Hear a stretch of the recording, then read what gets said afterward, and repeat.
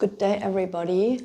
So in a little bit of good old Scorpio fashion, I'm gonna be honest, I couldn't be bothered to make this video in a long time. I am feeling a lot more excitement now to speak about broader astrological themes and my understandings and learning of astrology, as well as other topics of this experience. But I also wanted to finish this archetype series. So finally, here we go in good old Scorpio fashion, being a bit honest, telling you that I can't be bothered to do it, but here I am anyway. And yeah, just saying that this is a part of the Scorpio archetype, to have this intensity and this very penetrating nature of the psyche. The Scorpio archetype is very much interested into depth of experience and connection and exploration and truth. So there's no little beating around the bush. Can be though, if we're more on the shadow expression of it. And I do also want to say what I just named here in the beginning, you know, this can also be more of a shadowy expression, because for me with astrology, with using this tool, it's also really a question of how can I arrive into the heart. And so we might have the Scorpio archetype as being like known, or having this reputation of being very intense and truthful and straight to the point, which is all fair enough. But you know, for me, there is a difference between radical honesty and empathic honesty. A radical honesty or radical truthfulness can sometimes be neglectful of our surroundings, and I personally feel like there can be a learning to be more aware of how, you know, our fellow humans are responding and feeling about the truthfulness that we bring to the table. There's obviously different ways I can present my truth or my experience. I can do it in a more aggressive way, or I can do it in a more centered way. And when I do it from a more centered place, usually then I will cause less harm.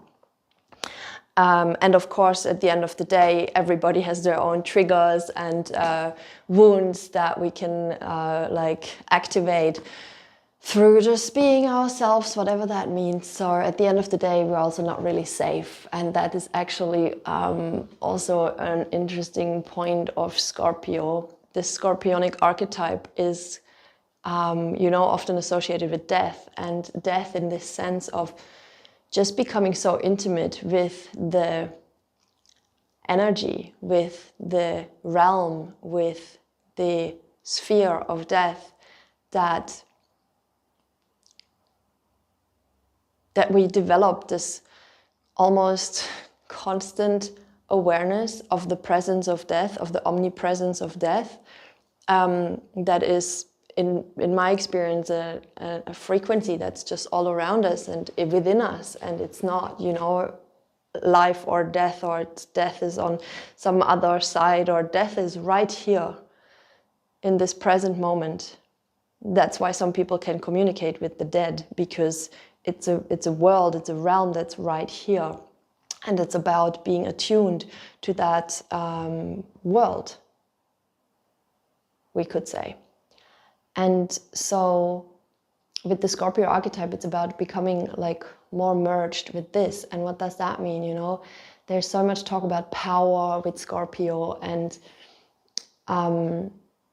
what I've learned is that there is a desire of the soul to reconcile its power. And what does power mean? It means, in its higher or highest expression, to be in very deep connection and communion with the intelligence of creation. However, this is where Scorpio can get extremely twisted and can get also this really dark reputation, because power, obviously, we can, you know, we can think of the Star Wars series, where there is the dark force and do they call it the light force? And so we can also merge ourselves or invest ourselves in the darker energies of this creation, but they are usually then destructive. So that is again where, in my opinion, also the element of choice comes in, and focus. What do we want to focus our energy, our life force onto? It's of course important and useful and relevant to be aware of the entirety of existence and of the different energies and dynamics that are going on, and that destruction is a part of creation. But we as humans can have this tendency of overly wanting to control or overly imposing ourselves upon natural cycles or natural occurrences.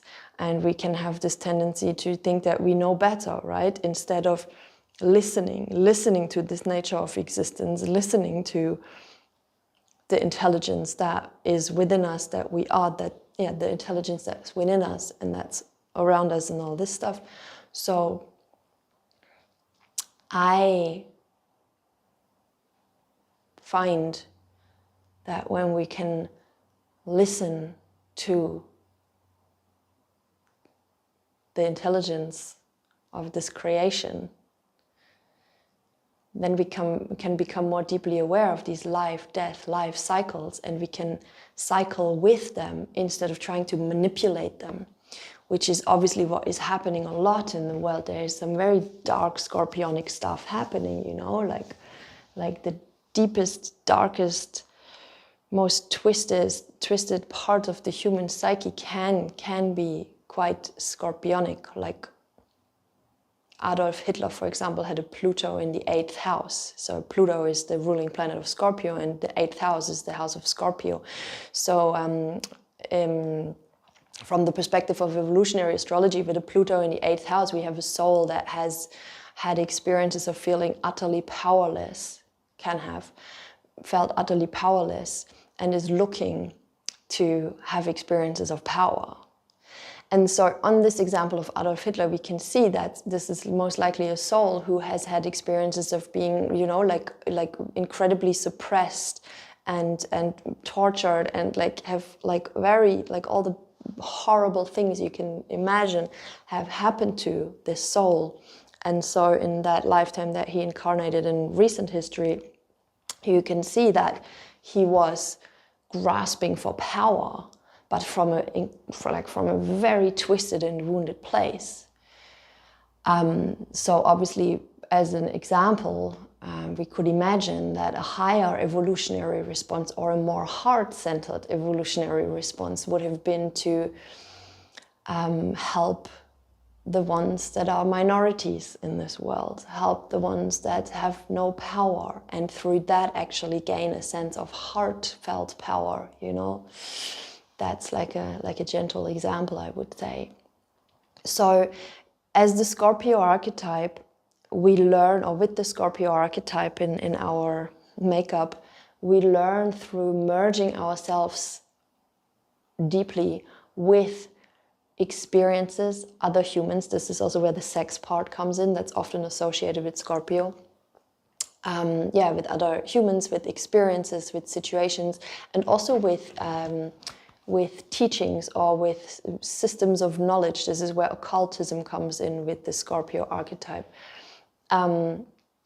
Because through this, the Scorpio archetype merges itself very deeply with a particular matter or thing or system of knowledge. And basically through that deep dive into that other entity, they discover that which has been within them all along, but which may have been dormant or which they may have not seen.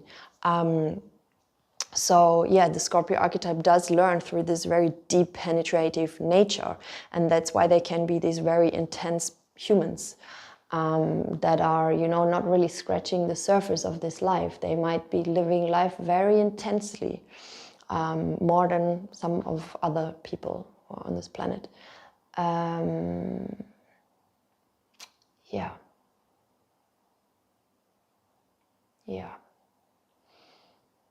there's, you can go very, very deep with each archetype, with each archetype we can go so far,